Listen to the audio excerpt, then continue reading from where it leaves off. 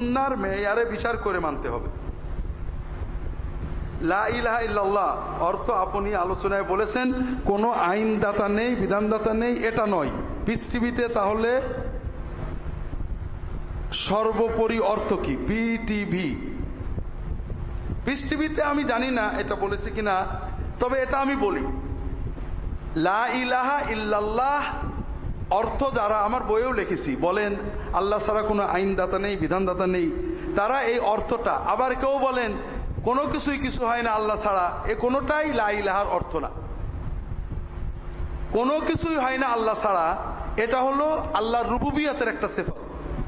লা কাদিরা ইল্লাল্লাহ, লা কাউইয়া ইল্লাল্লাহ। আর আল্লাহ ছাড়া কোনো আইনদাতা নেই, বিধানদাতা নেই, লা হাকিমা ইল্লাল্লাহ, এটা হলো আল্লাহর রুবুবিয়তের একটা গুণ। আর লা ইলাহা ইল্লাল্লাহ মানে আল্লাহ ছাড়া কোনো মাবুদ নেই।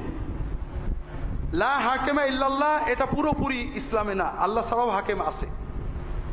মূল হুকুম আল্লাহর, কিন্তু আল্লাহ কোরআনেই বলেছেন যে অমুককে হাকিম বানাও, ইয়াকুম যাওয়া আদলিম মিনকুম হাকামা মিন আহলি হাকামা মিন আহলিহা। হাকিম আল্লাহ ছাড়া অনেকে হতে পারে।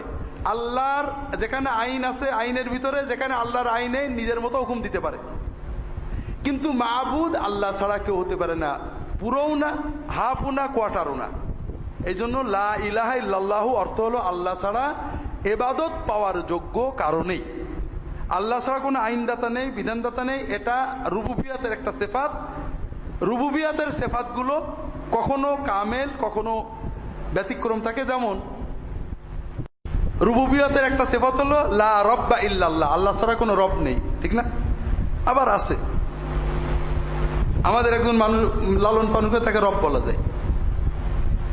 কাজে আল্লাহ ছাড়া কেউ আংশিক ছোট অর্থে রব হতে পারে, আল্লাহ ছাড়া কেউ আংশিক ছোট অর্থে হাকিম, হুকুমদাতা, আইনদাতা হতে পারে, আল্লাহ ছাড়া কেউ আংশিক অর্থে রাউফ হতে পারে, রাহিম হতে পারে, সামিউ হতে পারে, বাসির হতে পারে, কিন্তু আল্লাহ ছাড়া কেউ আংশিক পূর্ণ কোনো অর্থে মাবুদ হতে পারে না, ইলাহ হতে পারে না। এটা বিস্তারিত জন্য ইসলামী আকীদা পড়েন অথবা আল ফিকহুল আকবর পড়েন। ইসলাম প্রতিষ্ঠায় আমাদের কি